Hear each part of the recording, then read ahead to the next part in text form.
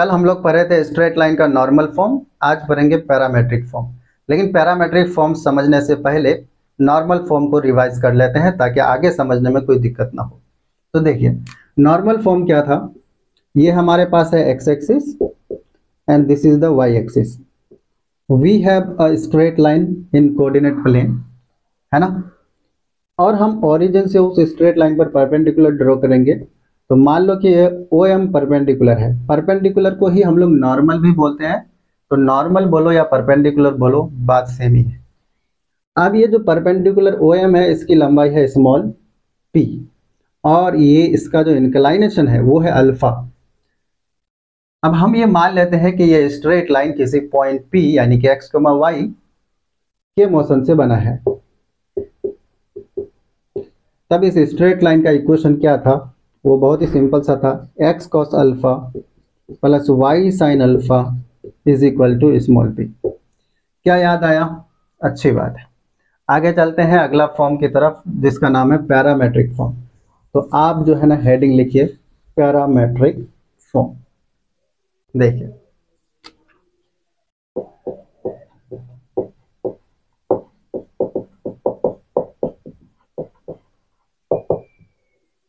Parametric form को समझने से पहले आपको पैरामेट्रिक कोऑर्डिनेट की समझ होना जरूरी है। मैं ऑलरेडी लोकस बताते वक्त पैरामेट्रिक कोऑर्डिनेट बता दिया था कि क्या मतलब है। अभी फिर से एक बार बता रहा हूँ पैरामेट्रिक कोऑर्डिनेट का मतलब, तो आप ध्यान से देखिए। पैरामेट्रिक कोऑर्डिनेट क्या है कि मान लो कि कोई पार्टिकल किसी प्लेन में मूव कर रहा है। अब उस पार्टिकल का एक्स और वाई दोनों कोऑर्डिनेट टाइम के साथ साथ चेंज होगा। तो टाइम को हम लोग क्या बोलेंगे? पैरामीटर बोलेंगे। जैसे जब कोई पार्टिकल ऐसे करके मोशन कर रहा है एक्स वाई प्लेन में, ठीक है, तो पॉइंट ये पार्टिकल है, अभी पार्टिकल यहाँ है तो उसका x coordinate x comma y है। यही पार्टिकल यहाँ आ जाएगा तो एक्स और वाई दोनों बदल जाएगा। फिर यही पार्टिकल यहाँ आ जाएगा तो एक्स और वाई फिर से बदल जाएगा। तो एक्स और वाई दोनों बदलेगा टाइम के साथ साथ। तो हम कहेंगे x is a function of time and y is also a function of time. तो जब इस तीसरे वेरिएबल को हम लोग क्या बोलेंगे? पैरामीटर बोलेंगे। तो टी को हम लोग यहाँ पर पैरामीटर बोल रहे हैं, ठीक है ना, पैरामीटर। एग्जाम्पल के लिए मान लो कि x बराबर है 80 स्क्वायर और y बराबर है 280। तो x और y दोनों चेंज होगा टाइम के साथ साथ, तो इसलिए टाइम को हम लोग थर्ड वेरिएबल या पैरामीटर बोलते हैं। और ये जो पॉइंट है P, उसके कोऑर्डिनेट को कैसे लिखा जाएगा? x, y, या फिर टाइम के रेस्पेक्ट में हम ऐसे लिखेंगे 80 स्क्वायर माइनस 280, है ना। तो ये हुआ x, ये हुआ y। तो इसको हम लोग बोलते हैं पैरामेट्रिक कोऑर्डिनेट। यानी तीसरे वेरिएबल के फॉर्म में जब हम x कोऑर्डिनेट और y कोऑर्डिनेट को एक्सप्रेस कर देते हैं तो उससे जो कोऑर्डिनेट मिलता है उसको बोलते हैं पैरामेट्रिक कोऑर्डिनेट, ठीक है। तो अभी हम लोग पढ़ने जा रहे हैं parametric equation of a straight line, उसके लिए जरूरी था, ठीक है। तो आइए फिगर से समझते हैं parametric form of a straight line. इधर ध्यान दीजिए, क्या है हमारे पास फिगर? देखिए ये है हमारे पास एक्स एक्सिस और ये है वाई एक्सिस, ठीक है। अब मान लो कि कोई एक स्ट्रेट लाइन है जिसका इंक्लाइनेशन है थीटा, है ना। ये स्ट्रेट लाइन किसी स्पेशल पॉइंट x1, y1 से गुजरेगा। तो जैसे मान लो कि यहां पर कोई पॉइंट है P नहीं A, x1, y1, इस पॉइंट से होकर के ये स्ट्रेट लाइन गुजरेगा।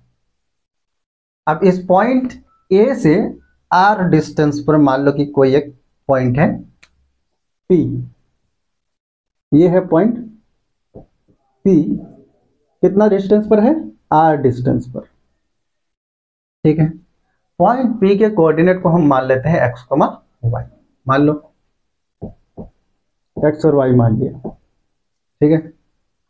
अब ध्यान से देखो, ये जो डिस्टेंस है AP उसको हमने r माना। जब ये r हम चेंज करेंगे तो पॉइंट P भी चेंज हो जाएगा। ये फिक्स्ड पॉइंट है, ठीक है, ये फिक्स्ड पॉइंट नहीं है, ये वेरिएबल पॉइंट है, मूविंग पॉइंट है। तो जब r की वैल्यू को हम बदलेंगे तो P का x और y कोऑर्डिनेट दोनों बदलेगा। कैसे? अगर मान लो कि पॉइंट P यहाँ पर है तो x और y कुछ अलग होगा। अब ये डिस्टेंस बढ़ा देंगे तो पॉइंट P यहाँ आ जाएगा, फिर x और y चेंज हो जाएगा। तो x और y दोनों r पर डिपेंड कर रहा है, तीसरे वेरिएबल r पर, तो उस r को हम लोग पैरामीटर बोलेंगे। समझ में आ गया? ठीक है। अब हम लोग को इस स्ट्रेट लाइन का इक्वेशन लिखना है पैरामेट्रिक फॉर्म में, तो कैसे लिखेंगे ध्यान से देखिए। पहले आप इस पूरे सिचुएशन को क्वेश्चन के फॉर्म में लिख लीजिए ताकि आपको ज्यादा समझ में आए। आइए, क्वेश्चन क्या है ऐसे करके लिखेंगे।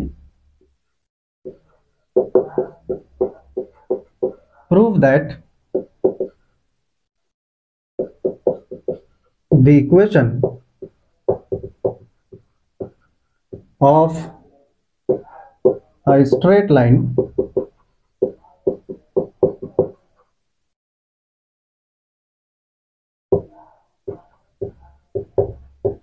making a straight line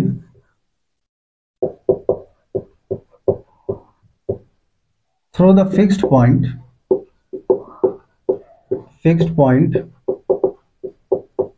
x comma y inclined at an angle of theta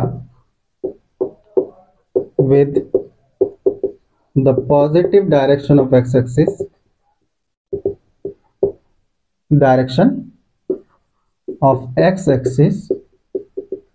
is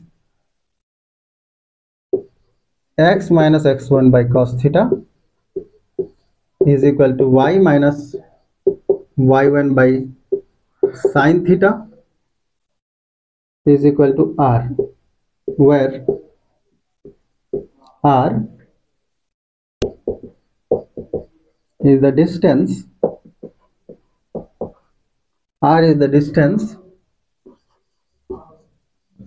of the point x1 comma y1 and x1 comma y1, distance of the point x comma y from x1 comma y1। ठीक है। अब इस पूरे situation को हम पहले लिख लेते हैं। क्या क्वेश्चन बोला? देखो क्वेश्चन कह रहा है कि prove that the equation of a straight line through the fixed point x1 comma y1 inclined at an angle of theta with the positive direction of x-axis is x minus x1 by cos theta, y minus y1 by sin theta is equal to r। हमसे कहा गया क्या बताइए कि ये जो straight line है इसका इक्वेशन क्या होगा? ये होगा जो यहाँ पर दिया हुआ है। ठीक है, तो हम पहले निकालेंगे, ये वाला प्रूफ कर देंगे। उसके बाद यहाँ से हम लोग क्या करेंगे, x और y निकाल लेंगे तो वही पैरामेट्रिक फॉर्म हो जाएगा, है ना। तो आइए करके बताता हूँ। देखो यहां से आप x एक्सिस पर परपेंडिकुलर ड्रॉ करो, इस पॉइंट का नाम दे दो m। यहां से यहां परपेंडिकुलर ड्रॉ करो, इस पॉइंट का नाम दे दो तो n। ठीक है, यहां से इधर परपेंडिकुलर ड्रॉ करो, इस पॉइंट का नाम दे दो r। कोई दिक्कत नहीं है। अब देखो ये अगर मान लो कि थीटा एंगल है तो ये वाला एंगल भी क्या होगा? थीटा होगा। क्यों? क्योंकि ये जो x एक्सिस है और AR एक दूसरे के पैरेलल है, तो पैरेलल है तो करस्पॉन्डिंग एंगल बराबर होगा, इसीलिए ये एंगल हो जाएगा थीटा। ठीक है, तो सॉल्यूशन देखो, ये एंगल थीटा होगा तो हम क्या करेंगे, इन ट्रायंगल ARP या PRA, ठीक है, वी गेट, आप वहां पर cos थीटा निकालो तो cos थीटा क्या निकलेगा? cos थीटा बराबर होता है बेस बाई हाइपोटेनस। तो बेस कौन है? बेस होगा AR, हाइपोटेनस कौन? AP। तो ये हो जाएगा AR बाई AP। ठीक है, अब AR कितना होगा? लगाओ दिमाग, AR कितना होगा? AR देखो, AR ये है MN के बराबर, एम एन कितना होगा? तो अगर आप, ये है ओरिजिन, तो ओ एन में से ओ एम घटा देंगे तो एम एन मिलेगा। ए आर कितना है? एम एन के बराबर। एम एन कितना है अभी बताया? देखो एम एन ए आर के बराबर है, तो एम एन कितना होगा? तो हम कहेंगे O N minus O M, और ओ एन कितना है? जितना पॉइंट पी का एक्स कोऑर्डिनेट है, तो ये हो जाएगा एक्स माइनस ओ एम कितना है? X one by A P R हो गया, है ना। तो यहां से हम लोग को क्या मिला? हम लोग को मिला cos थीटा बराबर x minus x one by r. तो यहां से आपको मिलेगा r is equal to x minus x one by cos theta. समझ में आ गया? उसी तरह से आपको साइन थीटा कितना मिलेगा? अगर आप साइन थीटा निकालेंगे तो साइन थीटा मिलेगा परपेंडिकुलर बाई बेस, यानी P R, perpendicular by hypotenuse P R by A P. Perpendicular P R है तो पी आर कितना होगा? तो पी एन में से आर एन घटा दो, तो पी एन कितना है? वाई।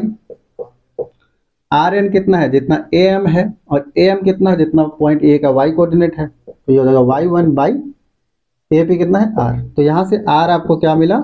आर मिला y minus y one by sine theta. समझ में आएंगी नहीं यहाँ? तो आपको क्या मिला? दो बातें मिली। आर यहाँ पर इसको वन मान लो, इसको टू मान लो, तो आर बराबर निकला x minus x one by cos theta, और आर बराबर निकला y minus y one by sine theta. दोनों को हम लोग बराबर कर सकते हैं। From one and two we get,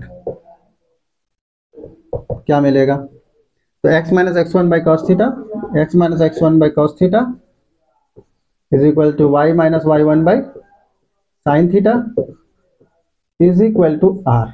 क्या बात समझ में आ गई? यही प्रूफ करना था ना? तो प्रूफ हो चुका है ऑलरेडी, है ना, प्रूफ। लेकिन इसके बाद ये तो हुआ कि इस स्ट्रेट लाइन का इक्वेशन हुआ, है ना। लेकिन इस स्ट्रेट लाइन का पैरामेट्रिक फॉर्म हम लोग कैसे लिखेंगे, है ना। तो देखिए,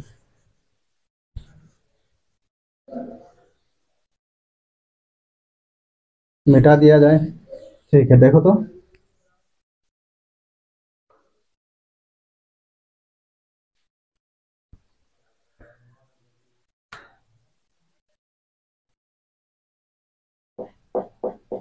देखो, हम लोग को जो स्ट्रेट लाइन का इक्वेशन मिला वो मिला x minus x one by cos theta और y minus y one by y minus y one by sine theta is equal to r. हम लोग को एक्स और वाई को आर के फॉर्म में एक्सप्रेस करना है, तभी तो पैरामीट्रिक इक्वेशन कहेंगे। अभी मैं थोड़ी देर पहले बताया कि एक्स मान लो कि टाइम पर डिपेंड कर रहा है और वाई भी टाइम पर डिपेंड कर रहा है, इस तरह से, है ना। तो टाइम को हम लोग क्या बोलेंगे? पैरामीटर बोलेंगे। उसी तरह से इस इक्वेशन की मदद से हम क्या करेंगे? एक्स और वाई दोनों को आर के फॉर्म में एक्सप्रेस कर देंगे, यानी पैरामेट्रिक फॉर्म में हम लोग को कोऑर्डिनेट मिल जाएगा, है ना। तो आओ करो।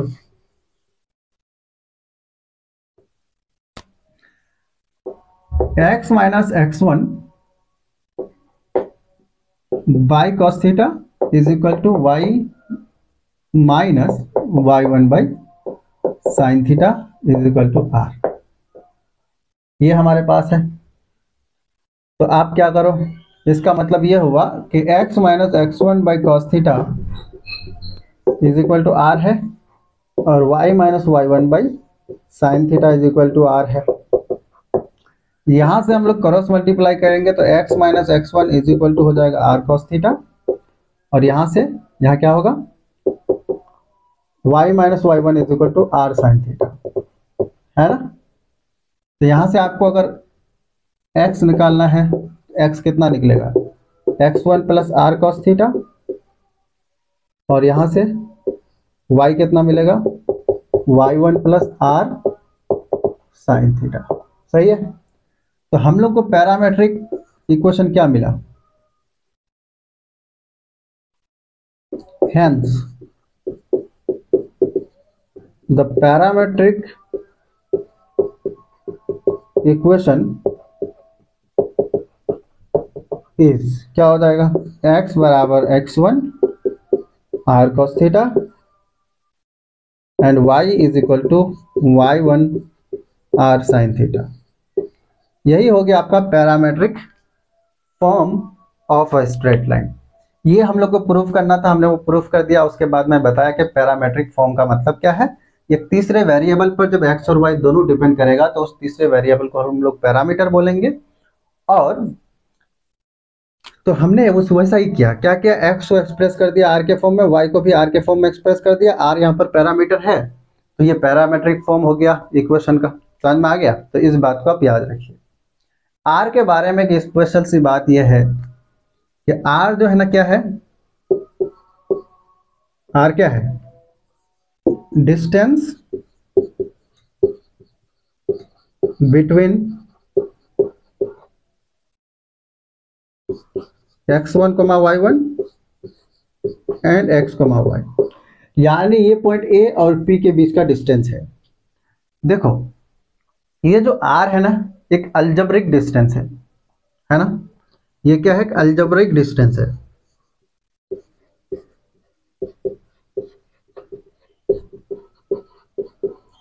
अलजेब्रिक डिस्टेंस का मतलब ये है कि ये पॉजिटिव और नेगेटिव दोनों हो सकता है। जैसे आप क्या मान करके चलते हैं कि डिस्टेंस हमेशा पॉजिटिव होता है फिजिक्स में, लेकिन यहाँ पर ये जो डिस्टेंस है ये हमेशा पॉजिटिव नहीं होगा, नेगेटिव भी हो सकता है। तो हम इसीलिए इसको अलजेब्रिक डिस्टेंस बोल रहे हैं। ये पॉजिटिव नेगेटिव कैसे होगा, मान लो कि ये पॉइंट ए के उस पार है पॉइंट पी, ऊपर है तो ये हो जाएगा आर पॉजिटिव मान लो। तो वही पी जब हम पॉइंट ए के इस तरफ लेकर के आ जाएंगे तो वही आर नेगेटिव हो जाएगा। समझ में आया कि नहीं आया? तो इस बात को आप याद रखिए। अगला हम क्वेश्चन की तरफ चलेंगे, ठीक है, मिटा दिया जाए।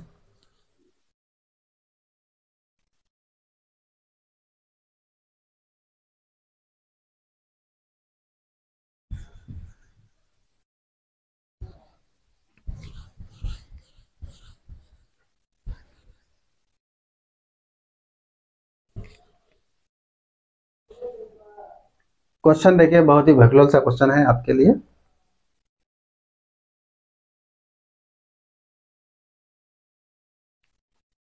छापो जल्दी से। हाँ,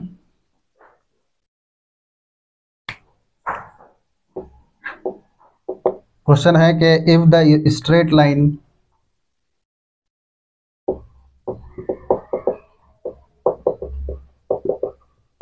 if the straight line drawn through the point drawn through the point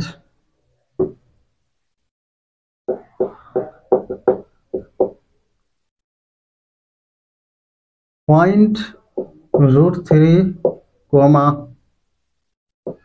2 and making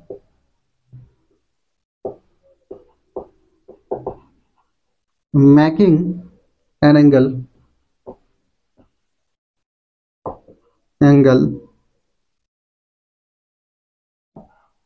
pi by 6 with the x-axis with the x-axis meets the line root 3x minus 4y plus 8 is equal to 0 at q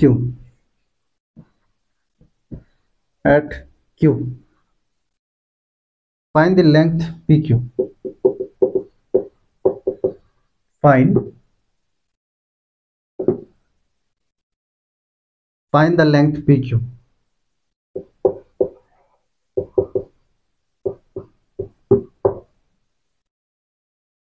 ठीक है, option चाहिए, ले लो option, ले लो। Option A 7, option B 8, option B 6, option D 14। ठीक है, ये क्वेश्चन है। क्वेश्चन क्या कह रहा है if the straight line drawn through the point √3, 2, इस पॉइंट को P बोला है, ठीक है, and making an angle of π/6 with the positive direction of x-axis meets the line √3x - 4y + 8 is equal to 0 8q. Find the length PQ.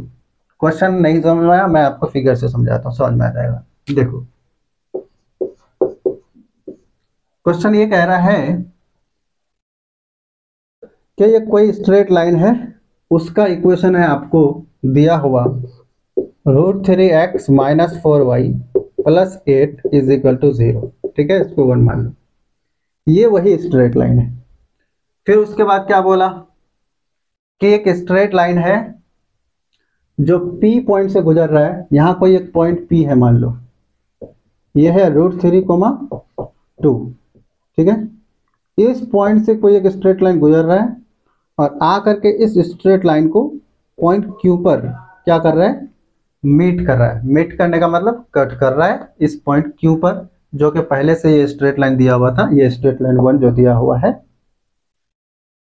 अब आपसे कह रहा है कि ये जो स्ट्रेट लाइन है इसका इंक्लाइनेशन कितना है, π/6, ठीक है, तो आपको बताना है ये लंबाई PQ, ये जो डिस्टेंस है ये बताना है।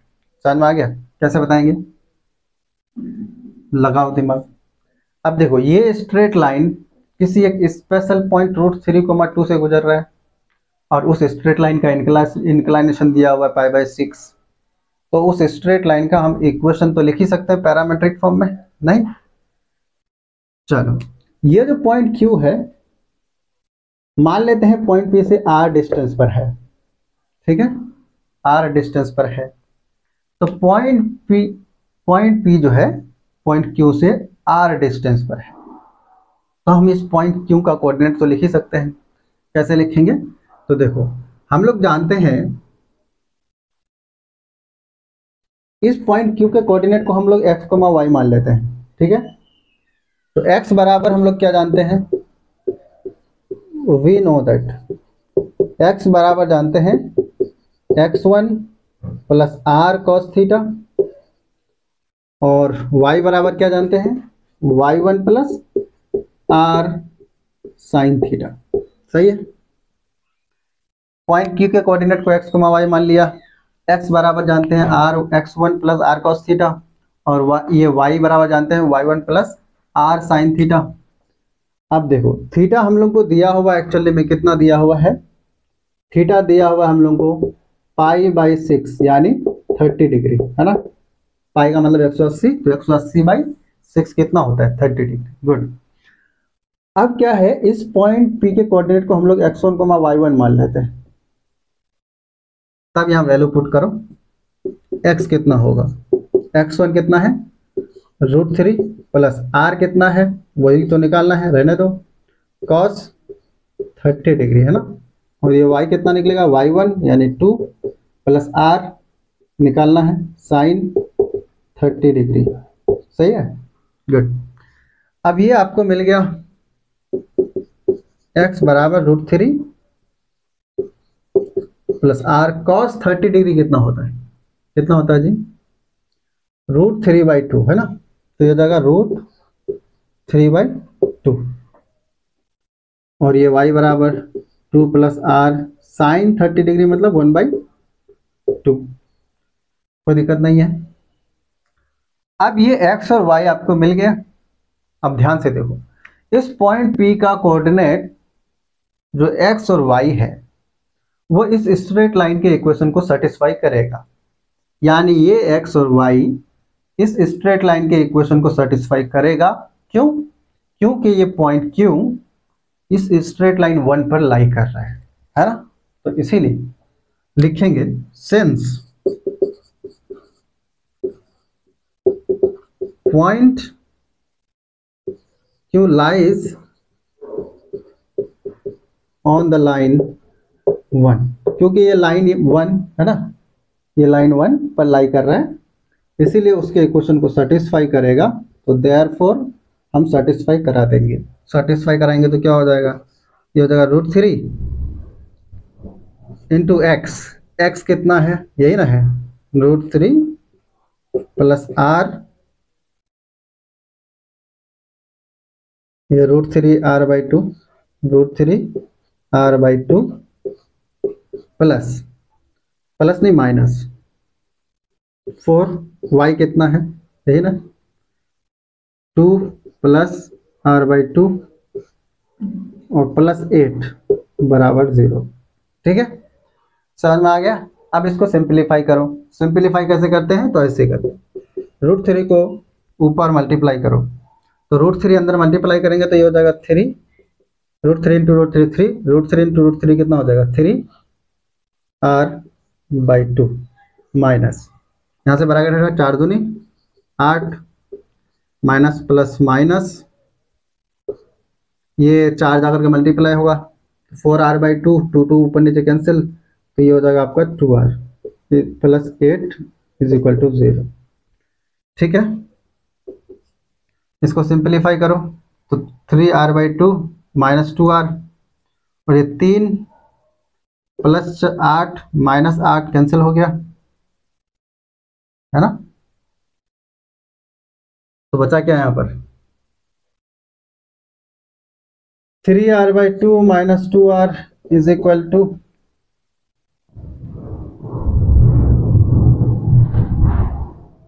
-3। इसको सिंपलीफाई करो, एलसीएम लेना आता है, लो एलसीएम लेंगे यहाँ 2, एलसीएम कितना आएगा 2, तो 3r minus 4r, 3r minus 4r is equal to -3। कितना आ जाएगा यहाँ से, ये 3r में से 4r चला गया तो -r इज इक्वल टू, ये 2 जाकर के मल्टीप्लाई -6, तो माइनस माइनस कैंसिल हो गया, आपको मिला r बराबर 6। ठीक है, तो r बराबर 6 इज द आंसर। क्या आपको समझ में आ गया? समझ में आ गया तो अच्छी बात है, नहीं समझ में आया तो इसको एक बार फिर से आप देखिए, जो कीजिए, लेकिन आपको आगे समझने के लिए इतनी समझ होना बहुत ज़रूरी है, तो आप इसको याद रखिए। 6 बहुत ही स्टैंडर्ड फॉर्म इम्पोर्टेंट होता है, इसीलिए हम लोग पढ़ लिए 6 को, और बहुत आहिस्ते आहिस्ते पढ़े थे। इसके बाद जो हम लोग पढ़ेंगे वो बहुत अच्छे से पढ़ेंगे और थोड़ा सा समझने में आसानी होगी, क्योंकि स्टैंडर्ड फॉर्म पढ़ चुके हैं। अब जेई का जो क्वेश्चंस है उसको हम लोग और अच्छी तरह से अटेम्प्ट कर पाएंगे। ठीक है, आज के लिए इतना ही, बाद में मिलते हैं।